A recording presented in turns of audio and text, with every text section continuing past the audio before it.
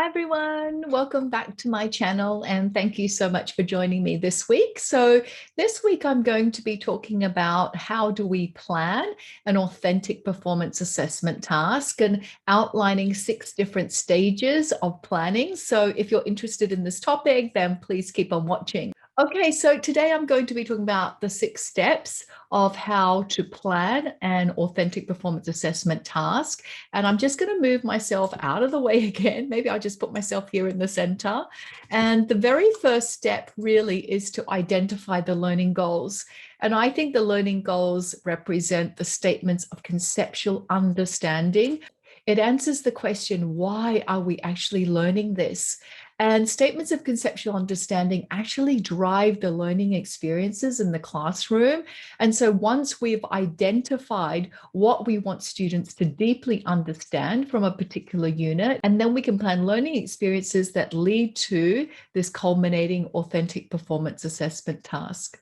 So step 2 is to craft conceptual questions. So based on those statements of conceptual understanding, sometimes they're called generalizations, we craft factual and conceptual questions.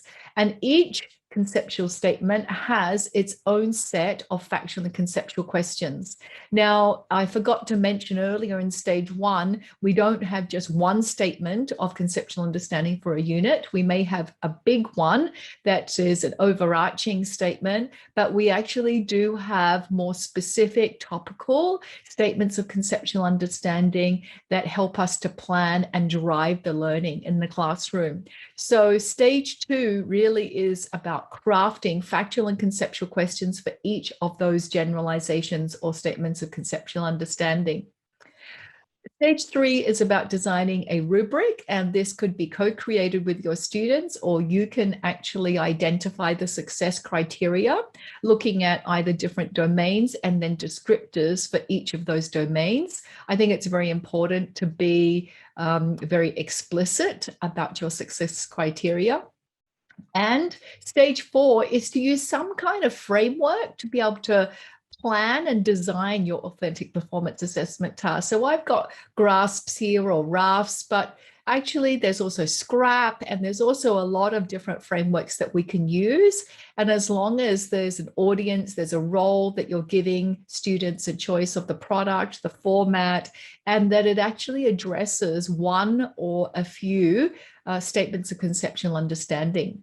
So stage 5 is, once you have your learning goals, your questions, your rubric, and then your framework for designing it, your outline of your task, then it's really planning those more specific learning engagements that actually address all of the different statements of conceptual understanding that you have in your unit.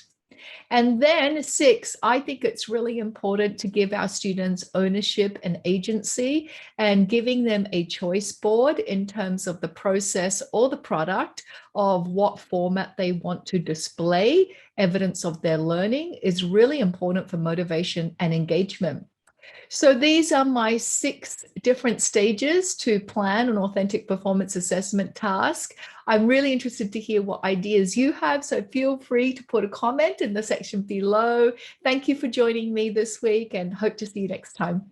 Bye.